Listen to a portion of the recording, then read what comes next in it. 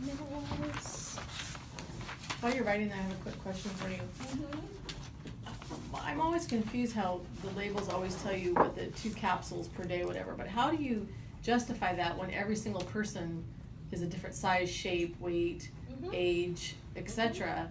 How do you adjust that? Because I feel like a lot of times, like for instance, when I just had my surgery recently, I digested or metabolized the pain medication, or not the pain medication, but the numbing agent so quickly that every time they came back, it was gone. So how do you do that when it comes to, because that drives me a little bit crazy, because everybody says, well, just take 2 of this or 1 scoop of that, but everybody is so different in such different sizes, but yet everything's so generically labeled like that. So it really just depends on your lifestyle. Also depends on your situation. That I might go more heavy on an omega-3 for this person versus this person because we have major cardiovascular disease. Or if your alkaline phosphatase is really low, I'm going to push a little more zinc in you than maybe someone else. So there's so many different that just factors. drives me crazy because I feel like the thing about that is there's slow metabolizers and there's fast metabolizers, but we talk about that because I'll know based on a lab whether someone's absorbing their estrogen or not. Right. And then I have to give vitamin E. Vitamin E actually helps potentiate estrogen in the brain, in the receptor sites. So a lot of times I'll use vitamin E for patients after I do certain things. So again, everybody's different. Not everybody needs it, but and with anesthetizing, a lot of times if people have high dose vitamin C, before they get to that anesthetizing time, they won't go numb as fast.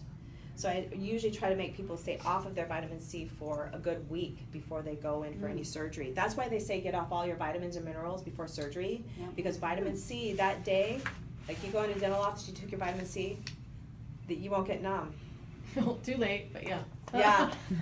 Right? Yeah, I know. It was just weird because they kept shooting me in my head, and I'm like, oh, I can feel you cutting me. Yeah. Ooh. Yeah, Okay. nasty. So yeah, vitamin C is a culprit in that way. Yeah. That's why they usually say don't do any fish oil vitamin C because they don't want you bleeding, right? Because fish oil's thin the blood. Yeah. Thin the blood, right? Okay, just curious. Sorry to interrupt you. I think no, it's not. I just see that all the time. I'm like, how can you tell the same person to take 2 vitamins of this when they could be a 400-pound person or a 100-pound person? Right. So the BTT 2.0 is 2 scoops per every 100 pounds of body weight. Oh. So that's why I usually say dose 1 scoop for a few days and work up after 3 days of working out. Okay. You taper up with that because it will detox you if you take the full amount. I was like, whoa, psh, fire, Yeah. you know? Yeah, so craziness. Okay. So zinc is an antioxidant. And sometimes I give this if your alkaline phosphatase is low. Or now I'll put it this way. I'm looking for a range for alkaline phosphatate.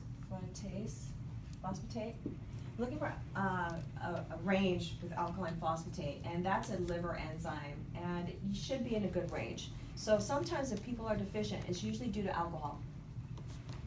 Immune system, I usually like to do 25 to 50 milligrams per meal.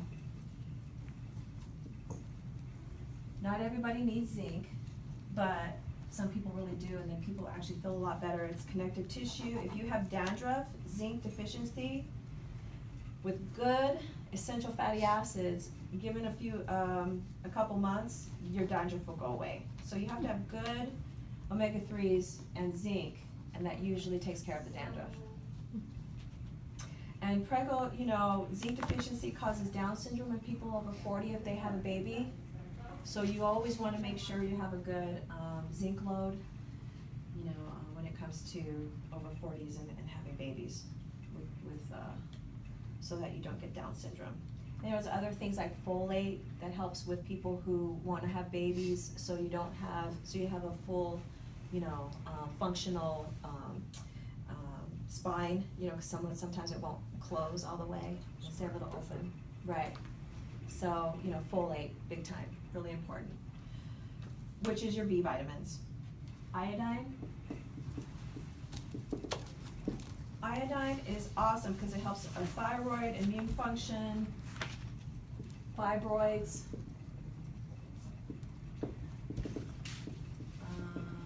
Fibroids and immune function.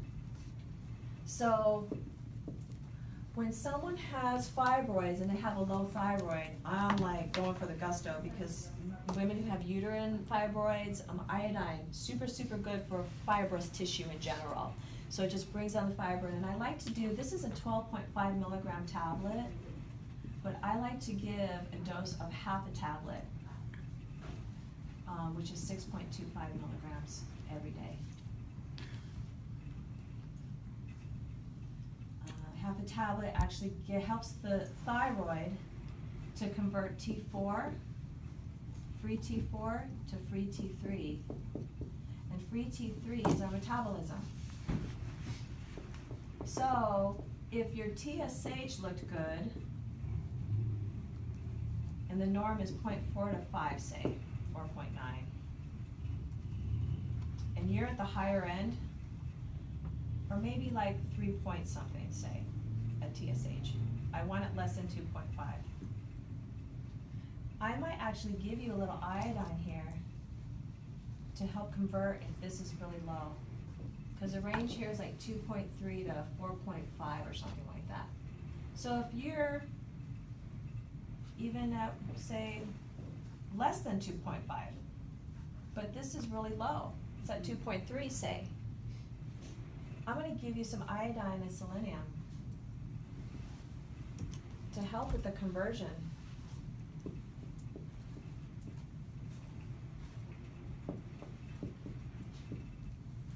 And then that will normally push that pathway so nicely, and then your metabolism goes up, and then you can raise your metabolism to I like 3.5 and up for metabolism in your free T3. Now, are we talking like a pill of iodine, or are we talking? It's a pill, and sometimes it's liquid form. If women have fibrocystic breasts, I'll have them apply it topically also. Helps shrinks the fibroids on the breast. Lumpy bumpies, women got lumpy bumpies. With liquid iodine, those are microgram drops, oral milligrams, and now I'm getting systemic and helping locally. For protection, breast cancer survivors, iodine. Okay, so, you know, shoot, in Asia, they're gonna eat probably, 13 milligrams of iodine a day because of what they're eating. So. How much? 13. So at 6.5, 6.25, I won't put you at risk, I'll actually help you. And then people will suddenly start to feel that thermal drive again, usually in the morning, to support their thyroid. Okay, so micrograms. This can actually raise your heart rate, make you feel warmer but more effective. Selenium's the same way. It's essential trace minerals. Selenium. So the reason why I like the VTT 2.0 is Dr. Joel Wallach. You guys ever heard of Dr. Joel Wallach? Dr. Joel Wallach, he wrote the book Dead Doctors Don't Lie. He was a veterinarian. I'm gonna tell you a little story about him because we're almost just about through with this, okay? I'll tell you a little story about Dr. Wallach and why I like Longevity. Longevity has the BTT 2.0 and selenium, and they make that. They also make glucogel, which helps with ligaments and tendons and things. Dr. Joel Wallach was a veterinarian and did a lot of research on animals, and found that there was this little village in China where the children had cystic fibrosis and muscular dystrophy. So he went as a researcher and took all these children who died and started doing autopsies. He has a Nobel Prize, okay, but he found in the end, okay, long story short, he found that people the kids especially, because they lived on their farms, right, the food was not adequate, especially in selenium. You need 200 micrograms in order to really have a functional thyroid. And he also found that the deficiency in selenium caused the cystic fibrosis and muscular dystrophy. So. Was that all the forms? All the forms of muscular dystrophy? Because there were a lot. There are a lot. The thing about it is, Jerry Lewis and the telethons, Yeah. right? And all those hundreds and thousands of dollars that they did, and really it was selenium deficiency. When the government realized this, they started supplementing the little village in China, the population grew again. they were supplementing selenium because the dirt wasn't good enough anymore. Wow. Mhm. The children survived. Jerry Lewis confronted them and got fired. Joel Wallach was always going, watching my back. Well, if I'm dead tomorrow, this is what I know, right? He's still alive, but he was one of the ones that didn't get touched. But he was able to prove that muscular dystrophy and cystic fibrosis truly were from a selenium deficiency. I So know. how much do they need to combat that deficiency? 200 micrograms. Oh, gotcha. Which, by the way, is usually 2 Brazil nuts. Brazil nuts are the lowest in the glycemic index as far as sugar. It's the biggest nut that I know of. It's dry and doesn't have a lot of flavor to it, but it's very high in selenium, so they say. I'm not sure, but any more people who just can't down two big old nuts of Brazil nuts, maybe just go ahead and supplement with selenium and we're good. But anymore, I'm not sure if Brazil nuts are really that helpful anymore. What they need, yeah. I use a mortar and pestle on my large things and put it in my smoothie. Can you do Great. that with selenium? I mean, is it? With the Selenium Brazil- I have in Brazil- capsule Brazil form. nut, yeah. You know, I just pop them in my mouth. Selenium. Oh, I try not to. Oh, well. Corn capsule. oil blocks selenium. Okay, so soy blocks alpha chymotrypsin. Corn blocks selenium. Corn gets such a bad rap, poor thing. I know, it's been genetically modified I over know, and over and over exactly. again in wheat, but hey, we I can know, feed it's hungry awful. kids all over the world, I know. and they're getting sick anyway. I know, I just think it's bad that they destroyed it. And then there's calcium and You're magnesium. against corn, what about organic corn? You know what, I like organic corn on the cob. I do too. I do too. Once in a while, I gotta have it. And then there's that one cob, and I go, oh man, that didn't settle well. What was that? Yeah. I buy organic once in a while at Costco. You know it? Yeah. I like a corn on the cob once in a while. You know, but I know what you mean. So I would go organic no matter what, and make sure that we're actually getting the proper forms. When you get organic, it's not necessarily GMO free. Right. So you kind of have to look in there and say, and they'll say GMO free, right? It should say oxide and citrate, bowel movements. That's magnesium. BMs. I'm sorry, I have a question, because that just blew me away for a second. Maybe I'm just not thinking right. So organic and GMO, it can be They could organic be- and still be GMO? Right. Because genetically modified doesn't Get mean out. it's I know. Doesn't mean it's, pesticides. right, it's not a, yeah, it's It's supposed not to pesticide, pesticides, so, right. yes. And there's, yeah. I wish that I could say organic was all inclusive of everything, but it's not. So you have to read your labels. And they don't always have to mark everything either. This is cardioprotective. I heard that almonds were being exposed to radiation in the roasting process so that you really can only eat raw or, Yeah. and they don't have to tell you that. Yeah. There's a certain label, those certain, yeah. yeah. So Talk about calcium and magnesium, you said. this is magnesium.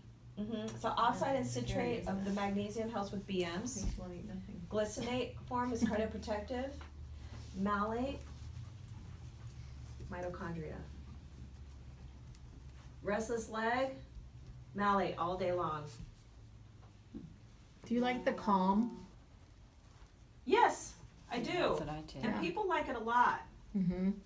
Malate is mitochondria. So I actually have some of the malate, I have some of the oxide, and I have some glycinate in 3 different forms for cardio protection with the magnesium. Again, calcium carbonate is like Tums, and you're not going to absorb it. I would say calcium with your magnesium, like the Calm, helps a lot. So which The one? powder. Which one's that?